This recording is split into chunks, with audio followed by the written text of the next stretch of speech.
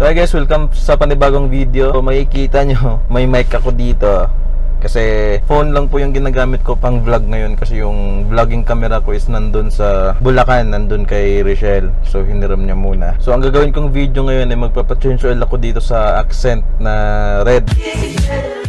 Ito yung diesel ko na accent. Pupunta ako dun sa Shell kung saan ako nagpapa-change oil nung iba kong sasakyan. So tara, samahan nyo ako.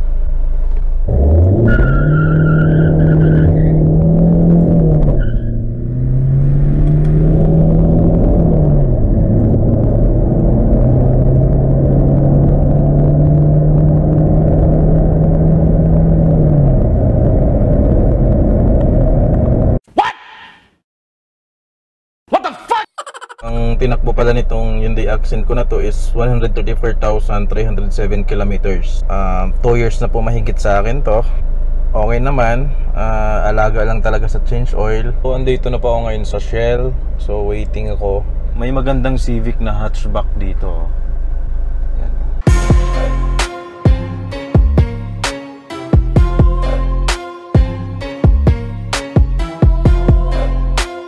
Ang ganda.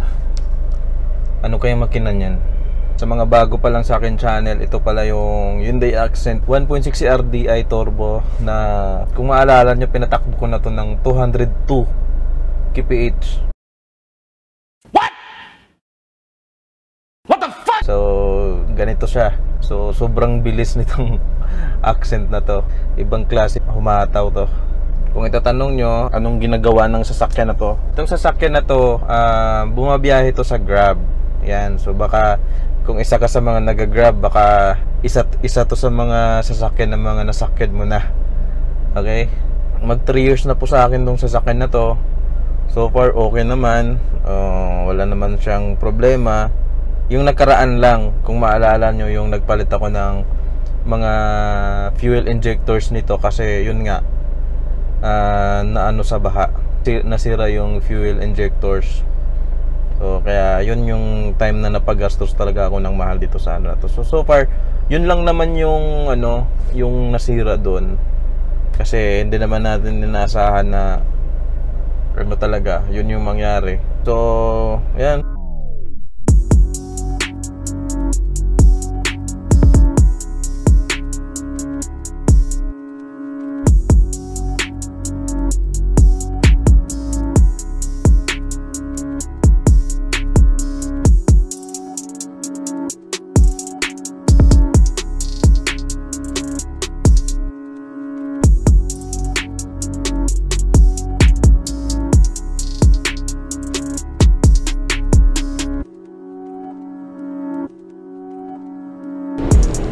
Ang ganda ng Civic na yan, oh. Shoutout ka pala sa may-ari niyan. Gandang-ganda talaga ako sa ganyang Civic. Nakasalang na yung akin dito sa ano. Yan. So nakapila kasi dito ako sinalang sa ano, sa may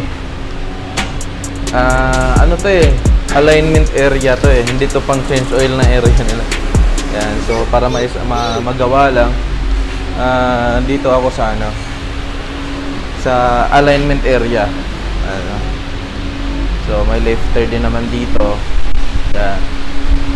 Sarap ng hangin, oh.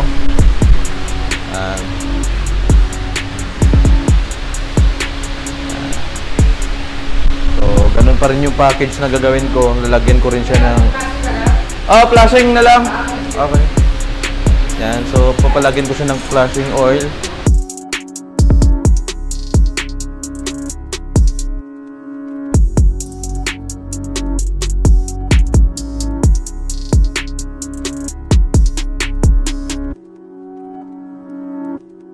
Magkapal pa po yung brake pad. Ha? Kapal pa?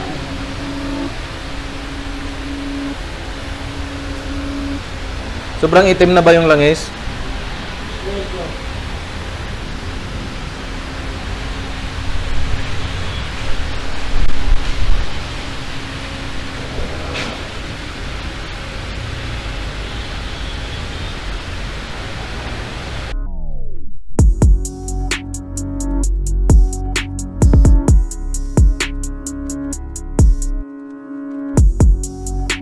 Grabe, sunod-sunod yung change oil ko. O na, Fortuner, tapos yung accent na isa, tapos ito naman ngayon. Ayan. So mahirap pag marami kang sasakyan tapos halos sabay-sabay mag change oil, sabay-sabay yung maintenance, madugo. Madugo. So thankful naman ako kasi kahit na gagastos ako ng maintenance dito sa mga sasakyan ko, ay itong mga sasakyan kasi na to is hindi yan luho. Kumbaga binili ko yung mga sasakyan na yan para kumita ng pera. Yan, so ginagamit ko siya pang business. Yan. Pero binacuum mo ba yung ano? Hinigop mo yung natira? Yung sa pag-drain? Ha? Ay, nanginan mo na. Yan. Para siguradong ano, maubos yung used oil. Ito yung gamit kong oil, 10W-30. Tapos yung Vic na oil filter, tapos flushing oil. Ito semi-synthetic lang to. Ito. So ang next change oil niyan is 7,500 kilometers, or wag mo nang umabot doon para mas maganda.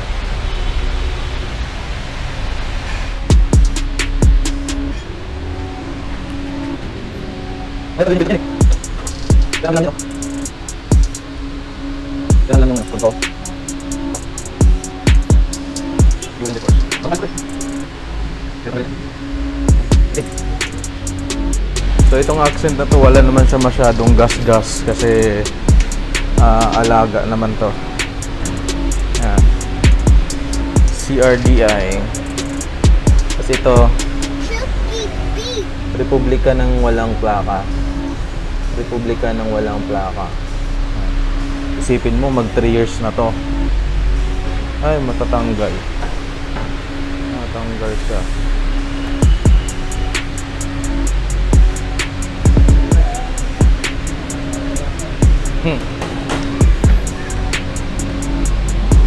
Lang, sulatan ko lang siya. Matanggal na yung eye.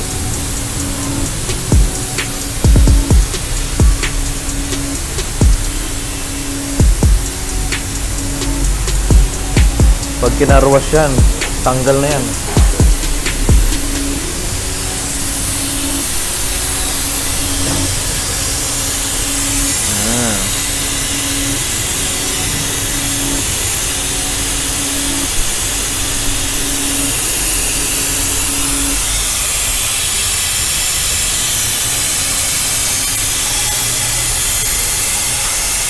Malakas din humigop yan.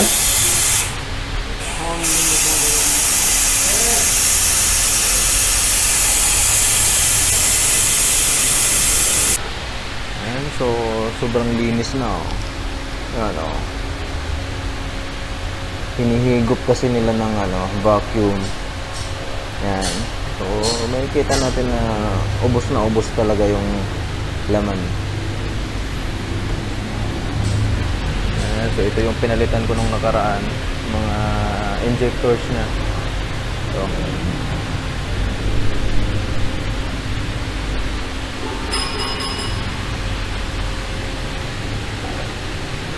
yung turbo niya dito, ayan. So medyo malaki yung, parang malaki yung turbo niya kumpara sa feeling ko lang parang mas malaki yung turbo niya kaysa dun sa Fortuner. Ito.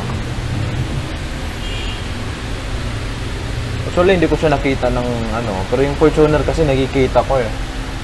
Ito kasi siya.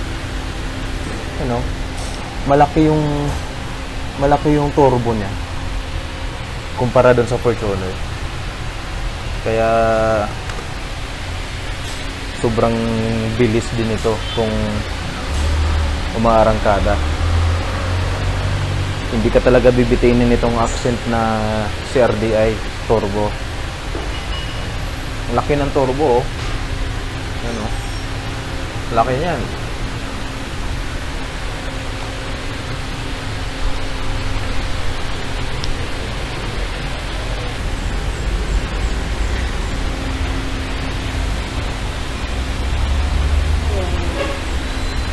Asan yung dati na ano? Ay, bagong ano ba yan? Bagong gasket. Dalawang oras ko, sir. Ha? Dalawa. Hindi ko alam kung dalawa eh. Kasi yung last na filter niyan nung ano, dito ko yung binili. Kasi sa bahay lang ako nag-change oil noon.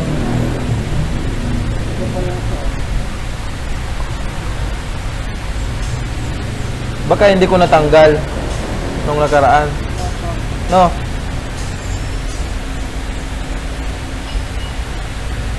Talagay na po yung bagong oil filter.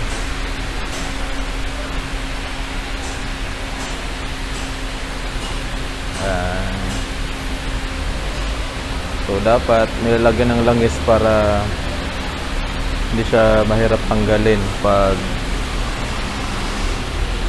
next change oil.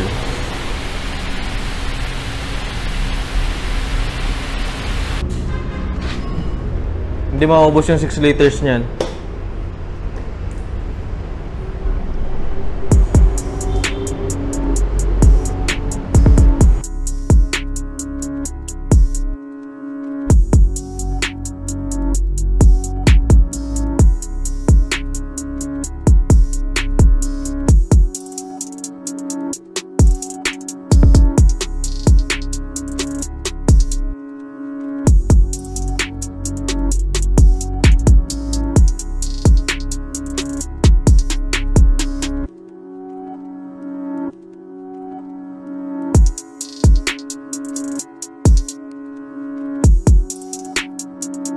Ulit natin para